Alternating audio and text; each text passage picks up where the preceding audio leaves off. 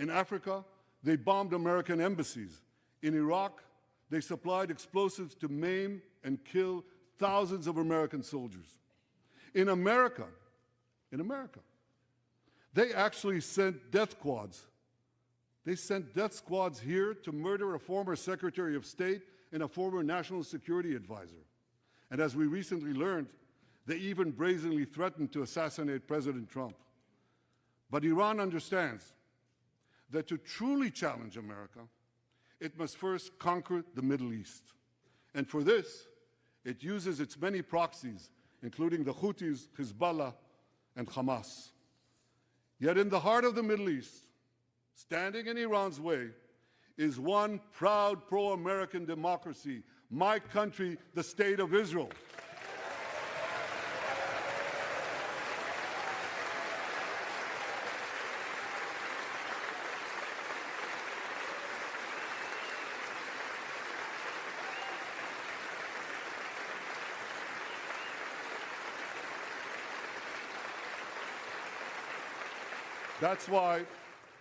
That's why the mobs in Tehran chant death to Israel before they chant death to America.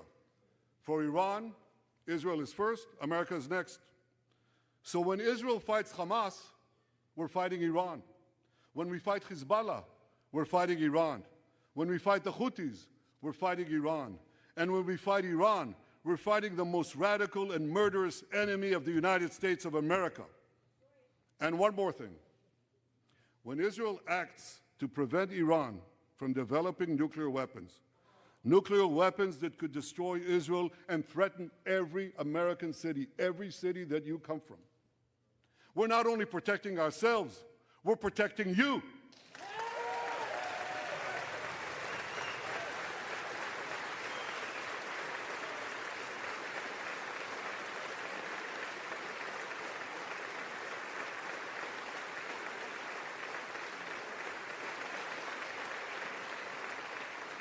My friends, if you remember one thing from the speech, remember this. Our enemies are your enemies. Our fight is your fight. And our victory will be your victory.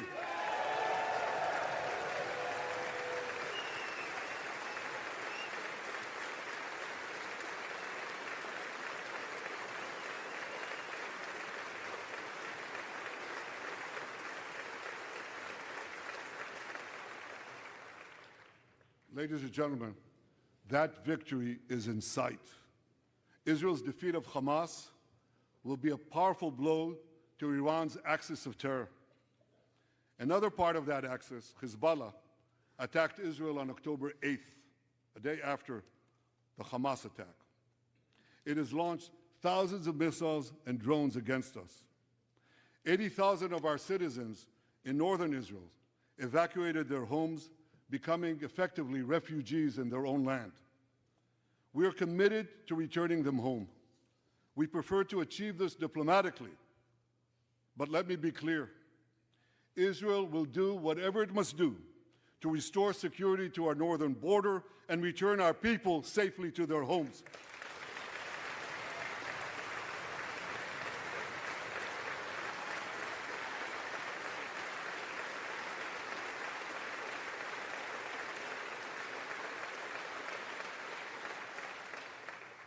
Last Friday, a third Iranian proxy, the Houthis, attacked Tel Aviv with a deadly drone. It exploded a few hundred feet from the American consulate, killing one person and injuring 9. On Saturday, I authorized a swift response to that attack. All our enemies should know this. Those who attack Israel will pay a very heavy price. And as we defend ourselves,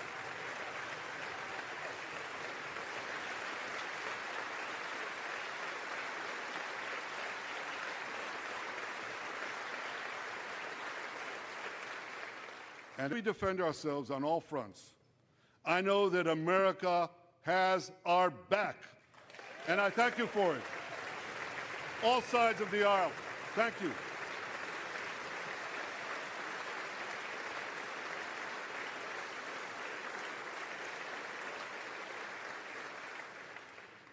My friends, for decades, America has provided Israel with generous military assistance, and a grateful Israel has provided America with critical intelligence that saved many lives. We've jointly developed some of the most sophisticated weapons on earth. I choose my words carefully. We've jointly developed some of the most sophisticated weapons on earth that help protect both our countries. And we also help keep American boots, we help keep Americans' boots off the ground while protecting our shared interests in the Middle East.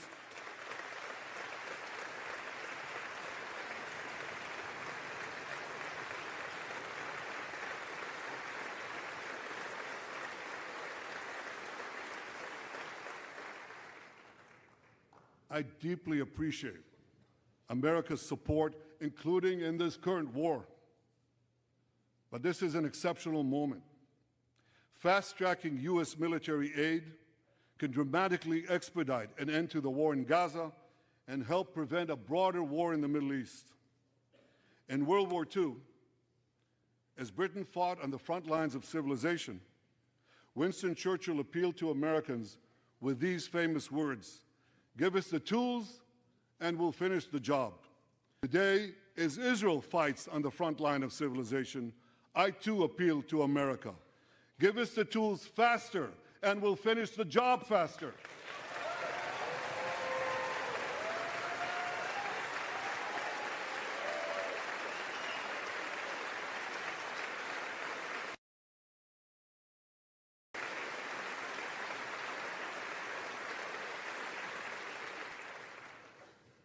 My dear friends, the war in Gaza could end tomorrow if Hamas surrenders, disarms, and returns all the hostages.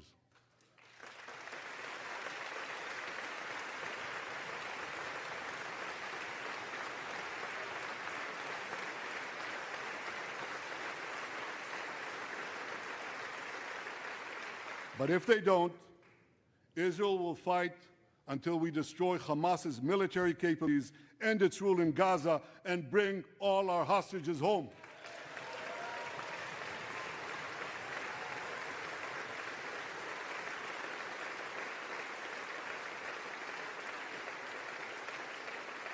That's what total victory means, and we will settle for nothing less. The day after we defeat Hamas, a new Gaza can emerge.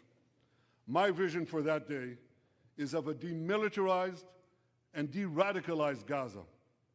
Israel does not seek to resettle Gaza, but for the foreseeable future, we must retain overriding security control there to prevent the resurgence of terror, to ensure that Gaza never again poses a threat to Israel.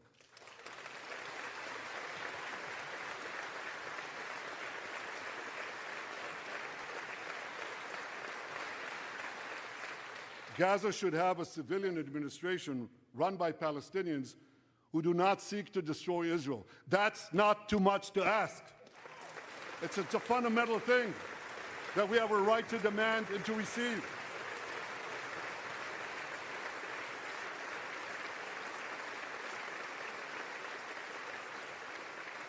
A new generation of Palestinians must no longer be taught to hate Jews, but rather to live in peace with us.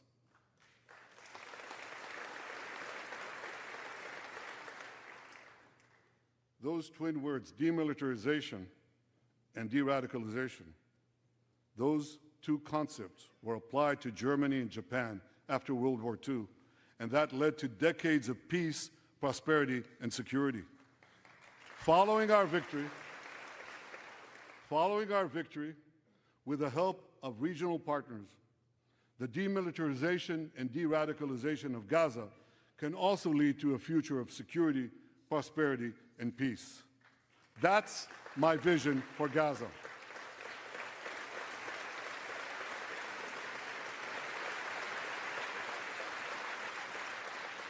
Now, here's my vision for the broader Middle East. It's also shaped in part by what we saw in the aftermath of World War II. After that war, America forged a security alliance in Europe to counter the growing Soviet threat. Likewise, America and Israel today can forge a security alliance in the Middle East to counter the growing Iranian threat. All countries that are at peace with Israel and all those countries who will make peace with Israel should be invited to join this alliance. We saw a glimpse of that potential alliance on April 14th. Led by the United States, more than half a dozen nations worked alongside Israel to help neutralize hundreds of missiles and drones launched by Iran against us. Thank you, President Biden, for bringing that coalition together.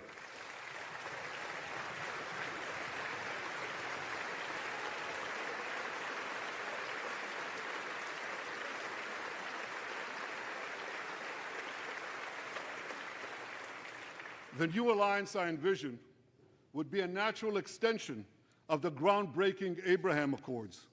Those accords saw peace forged between Israel and 4 Arab countries, and they were supported by Republicans and Democrats alike. We could call, I have a name for this new alliance. I think we should call it the Abraham Alliance.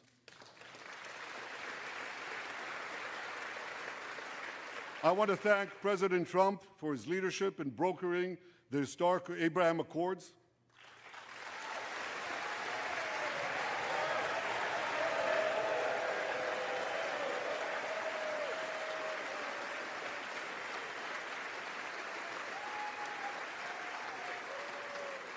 Like Americans, Israelis were relieved that President Trump emerged safe and sound from that dastardly attack on him, dastardly attack on American democracy.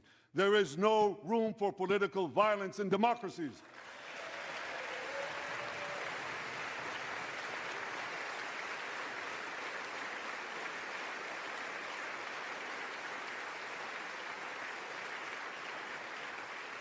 I also want to thank President Trump for all the things he did for Israel, from recognizing Israel's sovereignty over the Golan Heights, to confronting Iran's aggression, to recognizing Jerusalem as our capital and moving the American embassy there.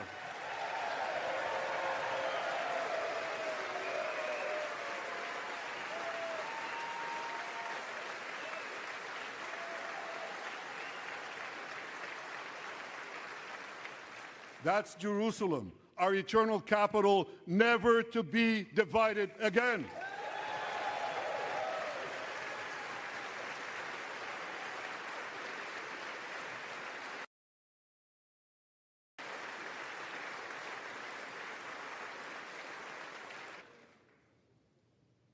My dear friends, Democrats and Republicans, despite these times of upheaval, I'm hopeful about the future. I'm hopeful about Israel because my people, the Jewish people, emerged from the depths of hell, from dispossession and genocide. And against all odds, we restored our sovereignty in our ancient homeland. We built a powerful and vibrant democracy, a democracy that pushes the boundaries of innovation for the betterment of all humanity. I'm hopeful about America because I'm hopeful about Americans. I know how much the people of this country have sacrificed to defend freedom.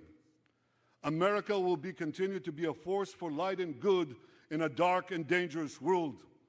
For free peoples everywhere, America remains the beacon of liberty its extraordinary founders envisioned back in 1776.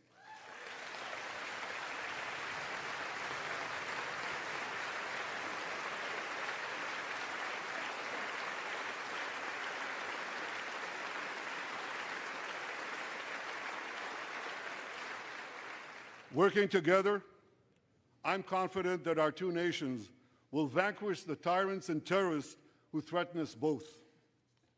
As Israel's Prime Minister, I promise you this: no matter how long it takes, no matter how difficult the road ahead, Israel will not relent, Israel will not bend.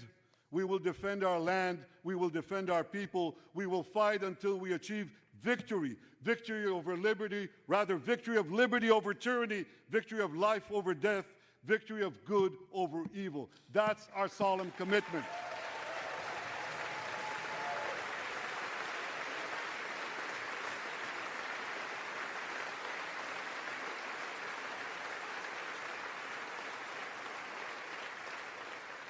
And we will continue to work with the United States and our Arab partners to transform a troubled region from a backwater of repression, poverty, and war into a thriving oasis of dignity, prosperity, and peace. In this noble mission, as in many others, Israel will always remain America's indispensable ally. Through thick and thin,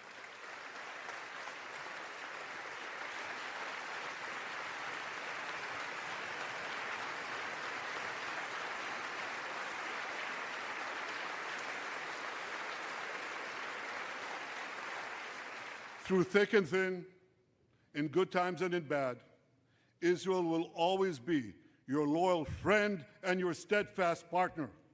On behalf of the people of Israel, I came here today to say thank you, America. Thank you for your support and solidarity. Thank you for standing in Israel, with Israel, in our hour of need.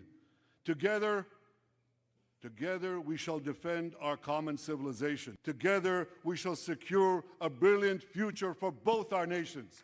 Speaker of the House, Mike Johnson, Senator Ben Cardin,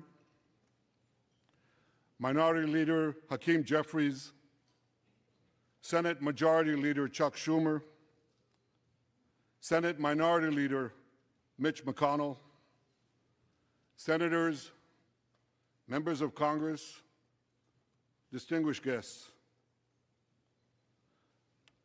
Mr. Speaker, I want to thank you for giving me the profound honor of addressing this great citadel of democracy for the fourth time.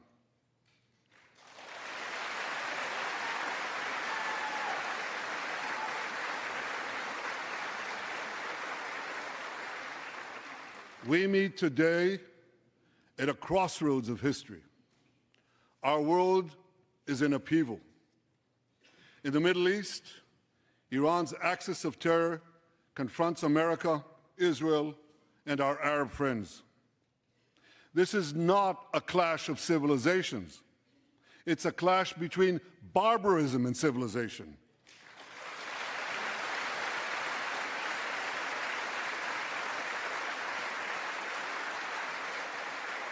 It's a clash between those who glorify death and those who sanctify life.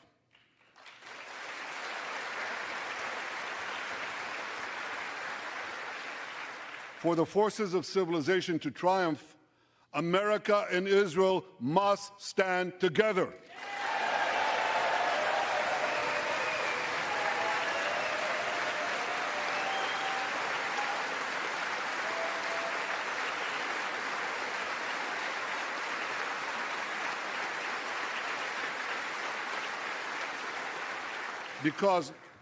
Because when we stand together, something very simple happens. We win, they lose.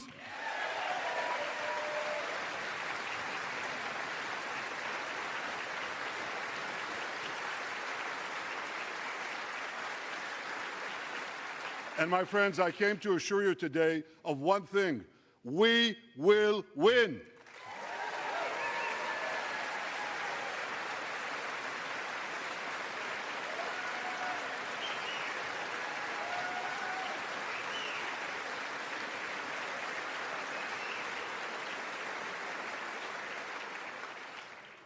Ladies and gentlemen, like December 7th, 1941, and September 11th, 2001, October 7th is a day that will forever live in infamy.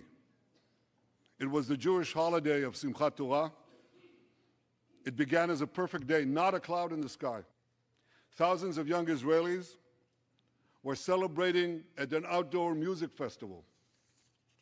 And suddenly, at 6:29 a.m., as children were still sleeping soundly in their beds in the towns and kibbutzim next to Gaza, suddenly heaven turned into hell. 3,000 Hamas terrorists stormed into Israel. They butchered 1,200 people from 41 countries, including 39 Americans. Proportionately, compared to our population size, That's like 20 9/11s in one day. And these monsters, they raped women, they beheaded men, they burnt babies alive, they killed parents in front of their children, and children in front of their parents. They dragged 255 people, both living and dead, into the dark dungeons of Gaza. Israel has already brought home 135 of these hostages, including 7 who were freed in daring rescue operations.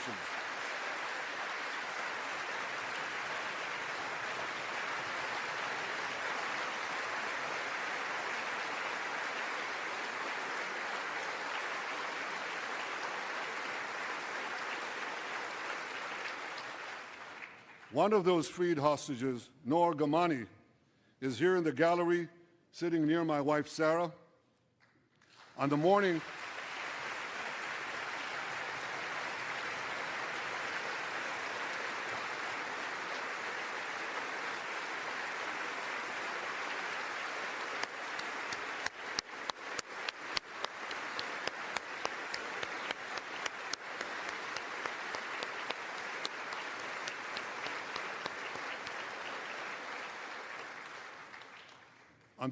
of October 7th, the entire world saw Noah's look of desperation as she was violently abducted to Gaza on the back of a motorcycle.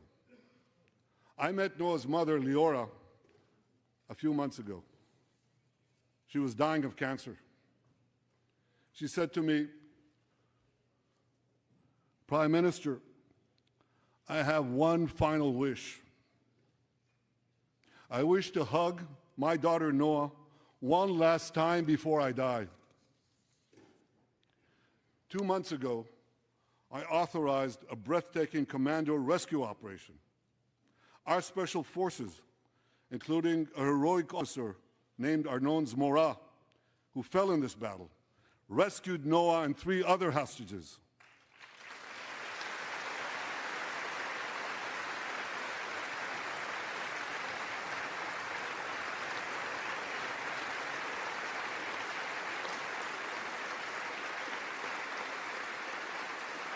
Noah,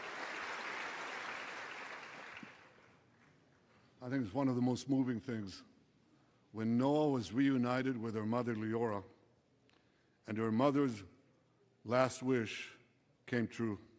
Noah, we're so thrilled to have you with us today. Thank you.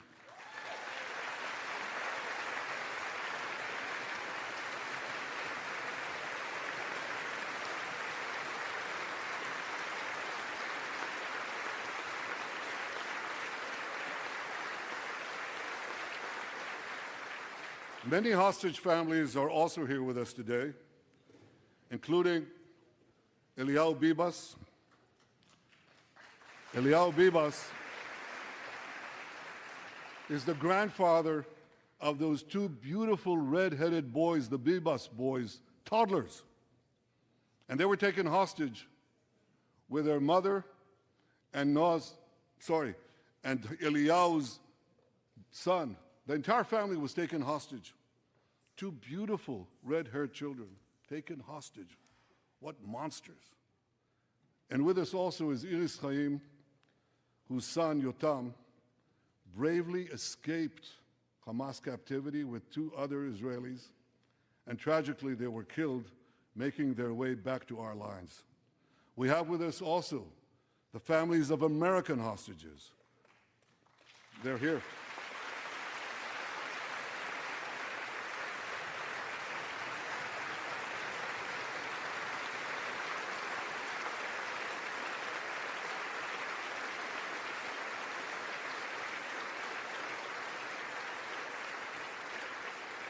The pain these families have endured is beyond words. I met with them again yesterday, and I promised them this: I will not rest until all their loved ones are home, all of them.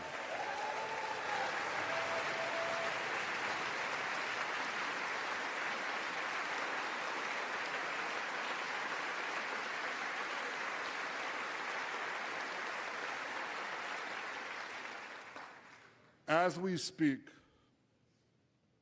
we're actively engaged in intensive efforts to secure their release, and I'm confident that these efforts can succeed. Some of them are taking place right now.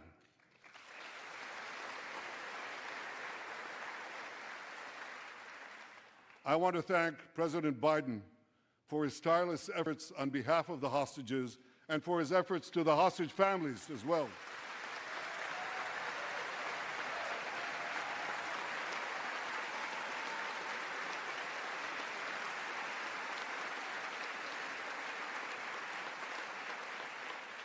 I thank President Biden for his heartfelt support for Israel after the savage attack on October 7th. He rightly called Hamas sheer evil. He dispatched 2 aircraft carriers to the Middle East to deter a wider war. And he came to Israel to stand with us during our darkest hour, a visit that will never be forgotten.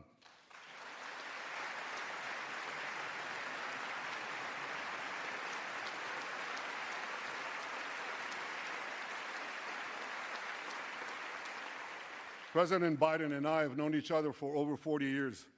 I want to thank him for half a century of friendship to Israel and for being, as he says, a proud Zionist. Actually, he says a proud Irish-American Zionist.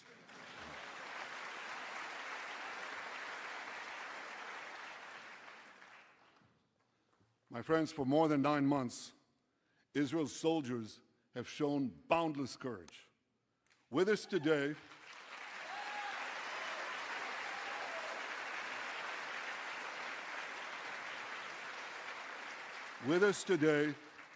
is Lieutenant Avichai Reuven.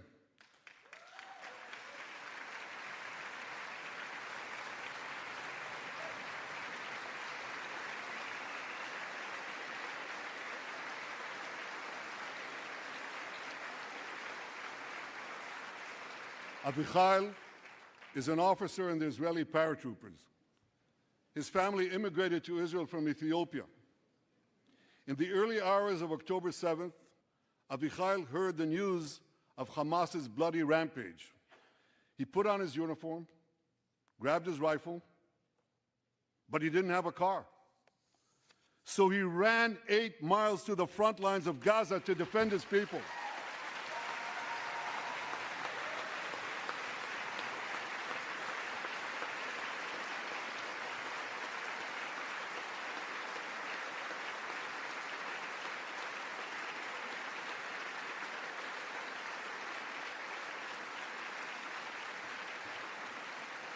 You heard that right.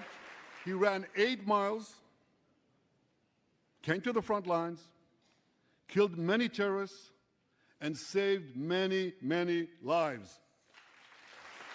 Avichai,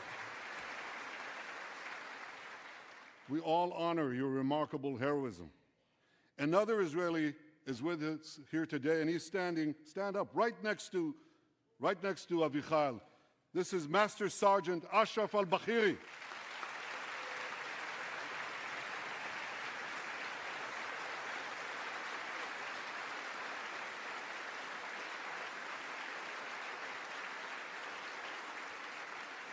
Ashraf is a Bedouin soldier from the Israeli Muslim community of Raat.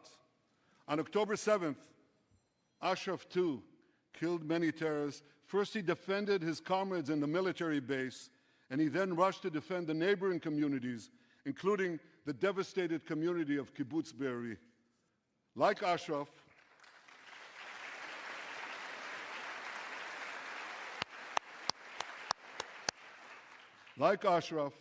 the Muslim soldiers of the IDF fought alongside their Jewish, Druze, Christian, and other comrades in arms with tremendous bravery.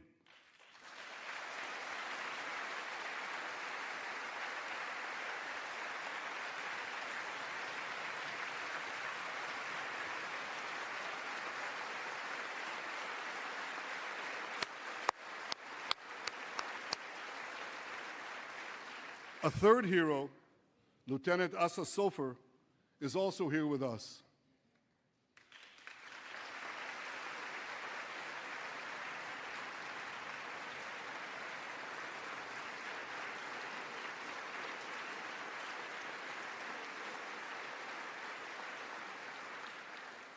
Asa fought as an officer in the Tank Corps, and he was wounded in battle.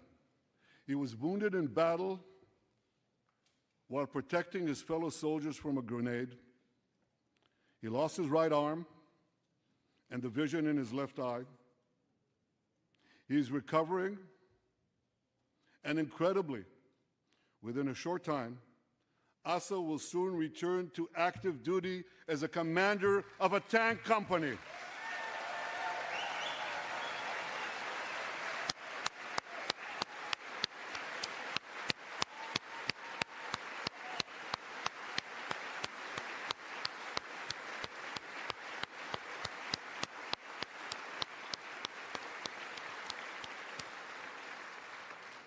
I just learned there is a fourth hero here, Lieutenant Jonathan Ben Chamo, who lost a leg in Gaza and continued to fight.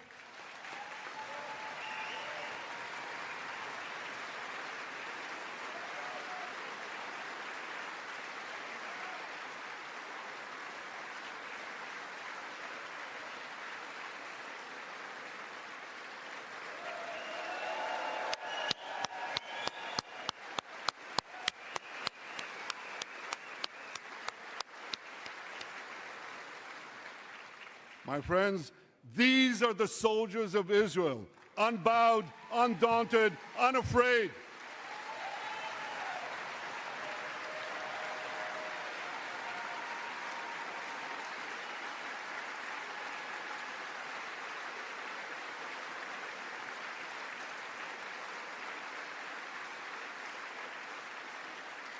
As the Bible says, Am kelavi yakum. They shall rise like lions. They have risen like lions. The lions of Judah, the lions of Israel.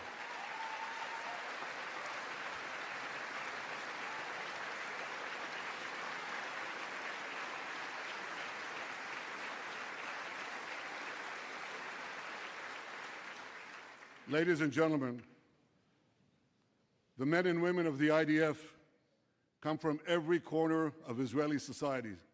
Every ethnicity, every color, every creed, left and right, religious and secular, all are imbued with the indomitable spirit of the Maccabees, the legendary Jewish warriors of antiquity. With us today is Yechiel Leiter, the father of one of those Maccabees. Yechiel's father escaped the Holocaust and found refuge in America. As a young man, Yechiel moved to Israel and raised a family of 8 children. He named his eldest son, Moshe, after his late father. Moshe became an exemplary officer in one of our elite commando units. He served with distinction for 2 decades while raising 6 beautiful children of his own. On October 7th, Moshe volunteered to return to combat. 4 weeks later, he was killed when a booby-trapped mine exploded in a tunnel shaft right next to a mosque. At his son's funeral, Yechiel said this: "If the state of Israel had not been established after the Holocaust, the image engraved in our collective memory would have been the photograph of that helpless Jewish boy in the Warsaw Ghetto holding his hands up in the air with Nazi rifles pointed at him. But because of the birth of Israel," Yechiel continued, "because of the courage of soldiers like my son Moshe, the Jewish people are no longer helpless in the face of our enemies."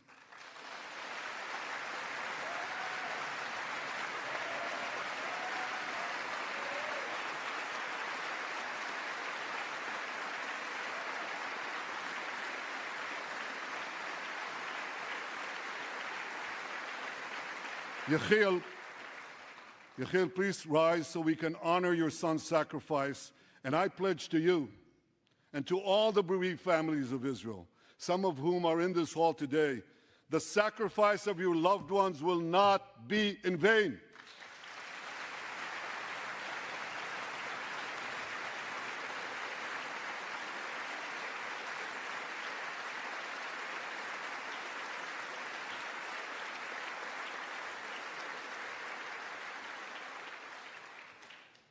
It will not be in vain because for Israel, Never again must never be an empty promise.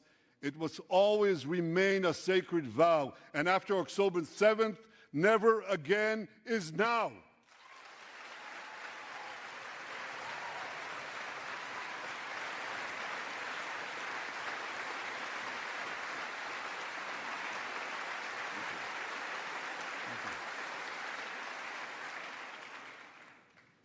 My friends, defeating our brutal enemies requires both courage and clarity. Clarity begins by knowing the difference between good and evil. Yet incredibly, many anti-Israel protesters, many choose to stand with evil. They stand with Hamas. They stand with rapists and murderers. They stand with people who came into the kibbutzim, into a home. The parents hid the children, the two babies, in the attic, in a secret attic. They murdered the families, the parents. They found the secret latch to the hidden attic, and then they murdered the babies. These protesters stand with them. They should be ashamed of themselves.